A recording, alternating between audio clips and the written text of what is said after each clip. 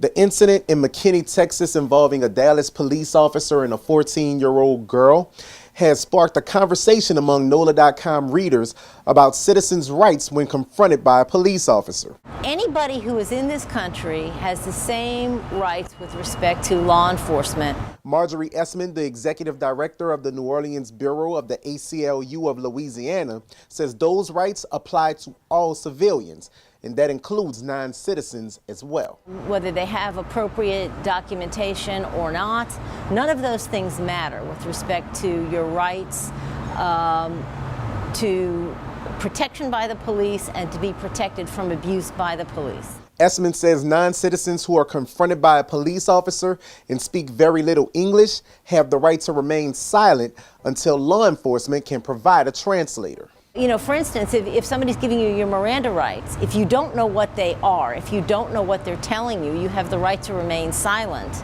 If you don't know what that means, it's not a meaningful right. And Tyler Gamble, a spokesman for the New Orleans Police Department, said in a phone interview that the department has an on-call translator available for officers faced with that situation. I know the NOPD did do outreach to make sure that they had Spanish and Vietnamese language interpreters on staff. And if the translator isn't available, officers are also equipped with a device that can help them translate commands. Essman from the ACLU of Louisiana says many non-citizens or immigrants worry that local law enforcement may be able to arrest them without having proper documentation.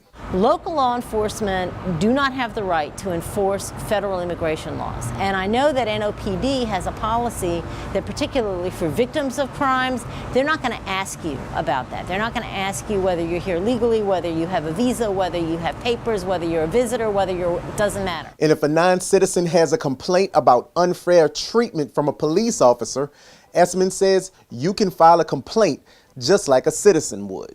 In New Orleans, you should go to the Independent Police Monitor or you should go to the Police Integrity Bureau.